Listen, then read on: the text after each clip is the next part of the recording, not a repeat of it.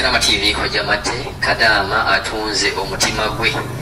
Kadama atunze omutima gwe mu butanwa obanga kyategedde nga bayita mu Tawakalna. Jukira mu Tawakalna waliwo wali donate body organ, waliwo okudonatinga oba yes okudonatinga body organ yo.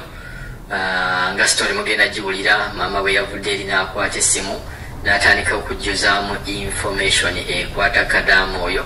Bajjukira Tawakalna esobola okubeera ku ssimu yo, esobola okubeera ku ssimu ya mama, basobola okubeera nga oli agiteeka ku ssimu ye n'abeera nga ajjuzaamu nti no ekintu ekyoba body organ yo ogitunze. Katusooke tuwulirize Kadama ekintu kino engeri bwe kyabadde era yaluguddemu atya. Naye nga mwegendereze okujjuza ebintu, mwegendereze omuntu obutakwata ssimu yo n'atandika giyingiramu n'atandika okubeera ng'awandiika ebintu bitategeera, okubuuzabuuza ebibuuzo. Abantu bano nabo bagezi kuba yagenze okitegeera nga bamubuuza bintu bikwatagana ku mutima ng'ate ne muzeeyi ali owaka naye mulwadde wa mutima. Mr. Kadama TV gyebaleka emirimu gy'okola. Mr. Kadama TV mbadde nsaba kumpa ku magezi. Nze ndi Kadama nsangibwa Saudi. Sijja kwogera amannya gange kuba munnange bakama baffe bano oluusi bamanyi okutulondoola nga tetumanyi.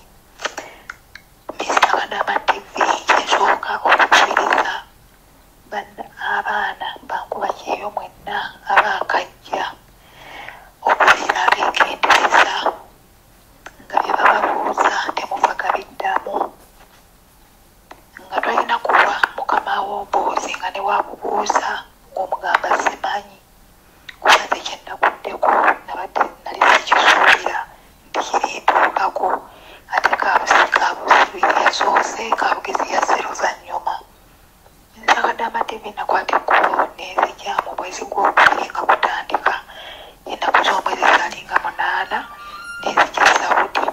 Naye nagenda okujja nga njogera ne mukama wange era nga tunyumyanga nabamuba sente za medico ng'ankubira n'angamba nti bansabye kino nkisasudde. Buli kimu nga biŋŋamba. We najja omukazi yanyaniriza bulungi ennyo. Yannona ku woofiisi ne tujja awaka. Mukazi yanjagala, nazaala we n'anjagala, sezaala we n'anjagala, ennyumba yonna n'enjagala. N'omukozi ali mu Omufirisayini naye n'anjagala. Ndabira abaana babiri naye bakeera genda ku ssomero. Mr. Kadama TV kye sitamanya nti omusajja wa wano yali yalwala omutima. Omwezi gwali gwa 5 nga guggwaako ng'ebirabo bampa nga nze nsanyuka busanyufu bwe bampa nga ngamba banjagala. Naye ng'omukazi ng'amugola ng'era namumanyiira ng'era ansasulira mu budde. Mr. Kadama TV omusajja ng'agenda awagundiri nga bamutwala mu ddwaliro mu maka mwekolera. Nga bamutwala mu ddwaliro ng'amalayo wiiki nnamba ng'akomawo. Bwe yamala okukomawo omukazi n'angamba tutuuse enfumba. Abaana tubateerengamu omunnyo mu mmere naye ffe eyaffe eriyo n'omusajja w'owaka enfumba oteekamu nga butono kuba omusajja yalwala omutima. Konze yeekaale kati omutwale mu kiyungu nga tufumbira omusajja ne mugamba naye ebintu ebyo byali abiwooma nga nange ngampaako okuba omusajja byamufumbidde. Naye nga nze bw'alimba nga nze njiwako omunnyo nga ngamba nedda bikola tekuli munnyo. Omukazi yali aboggola n'alekeraawo okuboggola nga takyaboggola. Nga bulungi nnyo nnyo. Ebitabo ne byeyongera owa nazaala we. Sezaala we naye n'ayongera okunjagala. N'omusajja w'omumaka naye gwe gamba omukwano ne guyitirira. Kenya neyitirira. Naye netandika okwekengera ne ngamba naye abantu bano abanjagala abampa ebirabo nga omukozi waabwe gwe nasanzeemu Omufiripayini nga tebabimuwanga ng'ate Omufiripayini yaŋŋamba yeyeegulira wifi, yeyeegulira buli kimu ne bizinesi gwali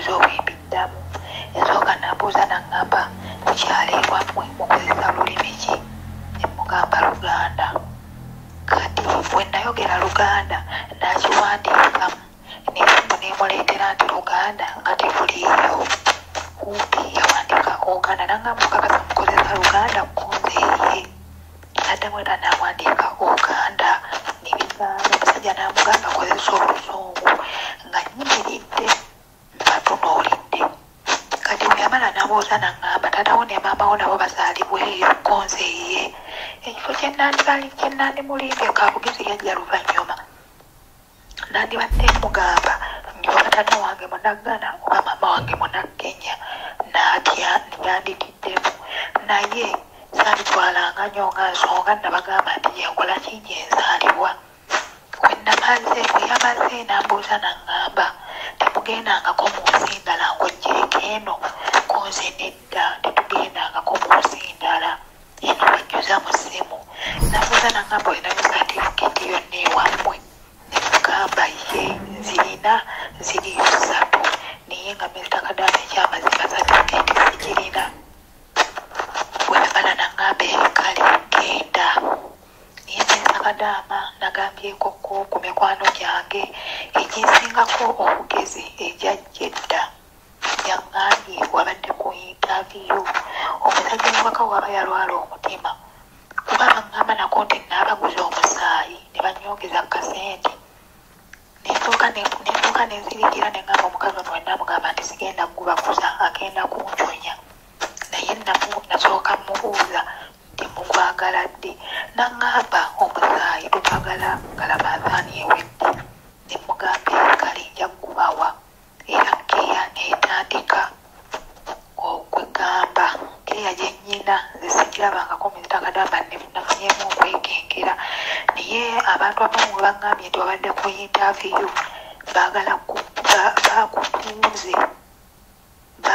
bakutunze mu ddwaliro abamu baŋŋambye bakutunze mu ddwaliro baagala bintu byo bya munda Mr. Kadaama mpulira natidde kituufu oba si kituufu nsaba kumpa ku magezi kuba nze bwe nawulidde ekyo nti balabike baagala kuntunda kumpala bintu byange bya munda ate n'okundabirira kususse mpulira nga nafunyeemu okutya omutima gungamba kwati kubadde ewammwe naye nzise nti ewaffe nabadde abeewo badde baŋŋambye tugenda kuleka tukusindikira emmesegi tukugambye nti twajjiiriddemu nti famire yajjiiridde mu nnyumba kaabe nnyo bano bankwatibwa ekisa ng'endi ewaka era era famire yange neŋŋamba bwe banaakubuuza nti tukuwe era tikiti nkomyawo nzikirize sigaana nzolutuuka